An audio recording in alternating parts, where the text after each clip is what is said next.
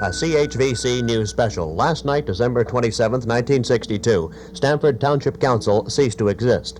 Following the regular and last meeting of Stamford Council, elected representatives and township officials spoke briefly. CHVC tape recorded this meeting with Reeve Edward E. Mitchelson as chairman. The program will be turned over to the Lundy's Lane Historical Museum to be included with other artifacts from Stamford Council. Now to the last Reeve of Stamford Township, Mr. Ed Mitchelson. Good evening, ladies and gentlemen. As Reeve of Stamford Township, I wish to take this opportunity to thank most sincerely the radio station CHVC for being present at the last council meeting of the Council of the Township of Stamford. This is indeed a historic occasion and one which will live for a long time in the memories of a great many of us who live in this area. An historic occasion is, at least history is not only being made in that something new is being created, but that something that has lasted in this area for 112 years as a legally constituted township is indeed historic. So it's, through the cooperation of radio station CHVC, it is now possible for each member of council to say a few words as a result of his or her experience on council and some of the reactions that they have received as a result of being able to serve the people in public office. It's now my privilege at this time to ask Councilor Burgess to address the members of the radio audience. Councilor Burgess. Mr. Reeve, members of council, and friends. It just doesn't seem possible that it's 7 months ago that I came on this council to replace Councilor Sexsmith. Time passes quickly when one is busy and happy. I have no intentions of saying that this has been easy.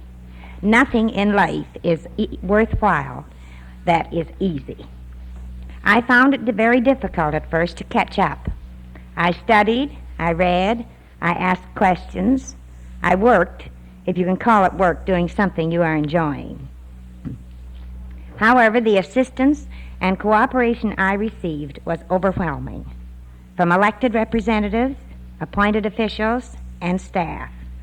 I have visited every department, and in each instance, the members there have gone out of their way to explain the various phases of the work of this township.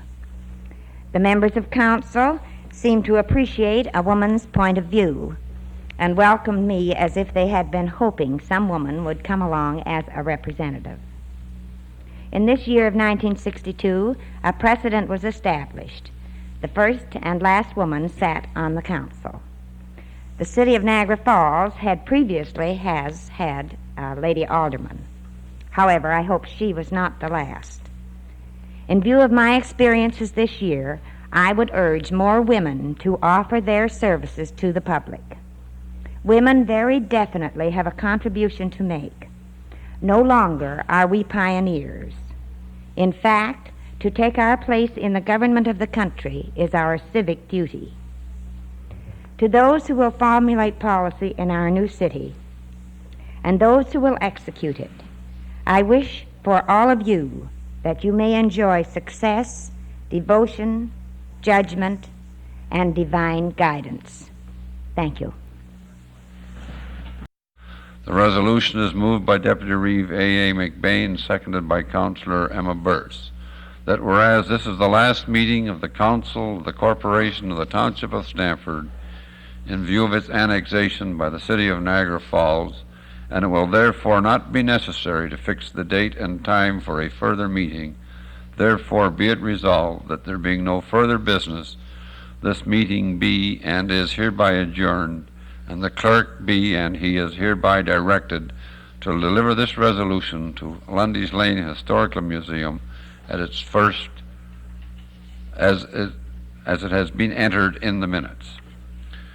You have heard the resolution. The resolution to adjourn is not debatable. All in favor of the resolution? I declare the resolution unanimously carried and this last historic meeting of Stamford Township Council adjourned. Thank you very much.